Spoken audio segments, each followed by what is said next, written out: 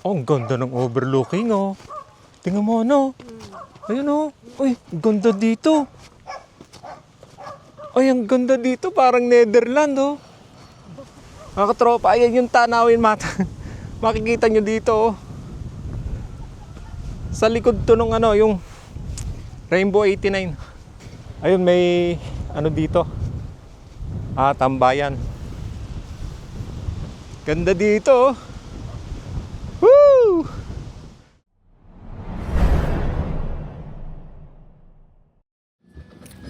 So ito mga tropa ay malapit na kami dito sa Turbilos Farm. Pero may nakita kami dito isang campsite. Ito, oh. Mukhang maganda rin. Check lang namin, titignan namin kung okay. Tapos kung magkano dito.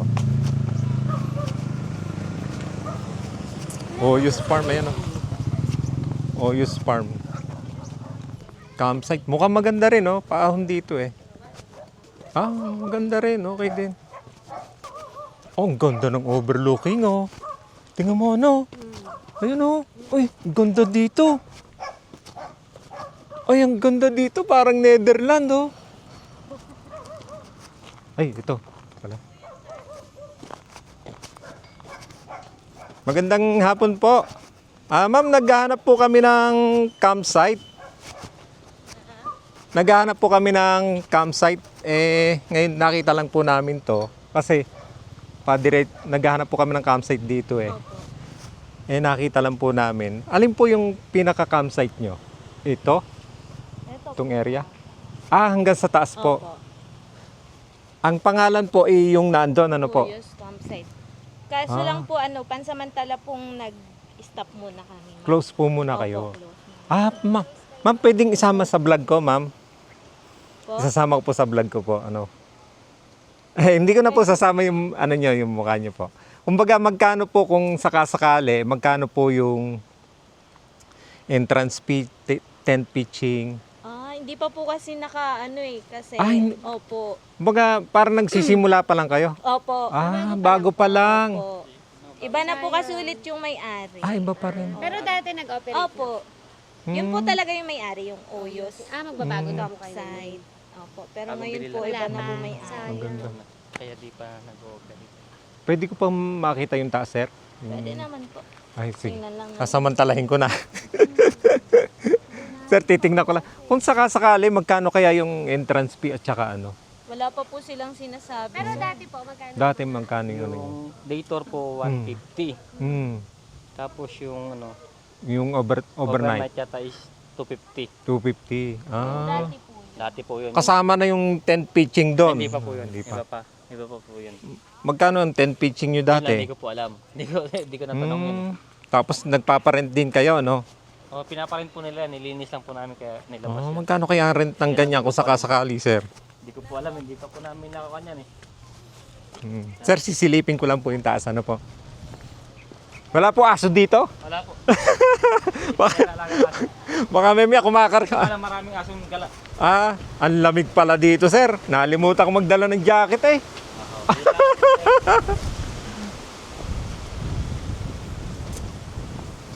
Maganda pala to mga katropa. So ito bago palang campsite to. So ibig sabihin pala mga katropa, dati nag-open na to. Yun nga, pangalan niya is Oyos Campsite. Pero nag-close dahil according do sa nakausap ko, no, may bago ng may-ari. Mga katropa, ayan yung tanawin mata. Makikita nyo dito, oh.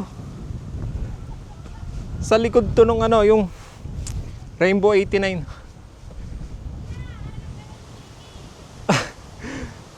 Teka, check ko lang dito. Ayun, may ano dito. Tambayan. Ganda dito, oh. Woo!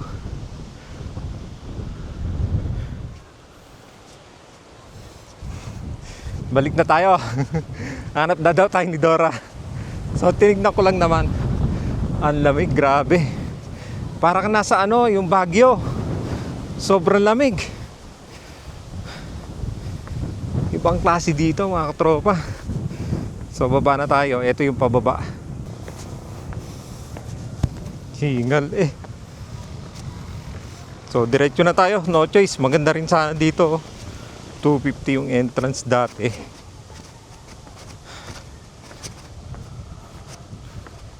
So next time dadayuhin natin to. Lamig mga katropa. Kuya, thank you ha. Sa susunod, dadayuhin namin to. Sa susunod tayo dadayo dito mga katropa. Ang lamig.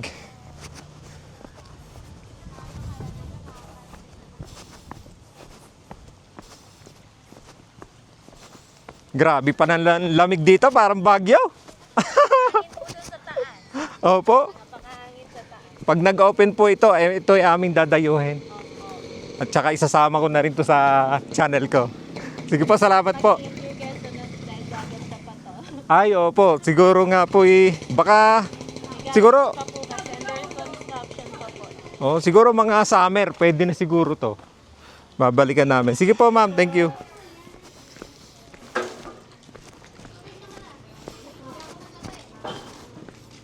So ayan mga katropa, bago na palang pangalan nito. Hindi na siya Oyo. Oyo Farm. Pinalta na daw kasi gawa nung yung bagong may-ari. Iba na pangalan. So diretso na tayo doon sa pupunta nating campsite.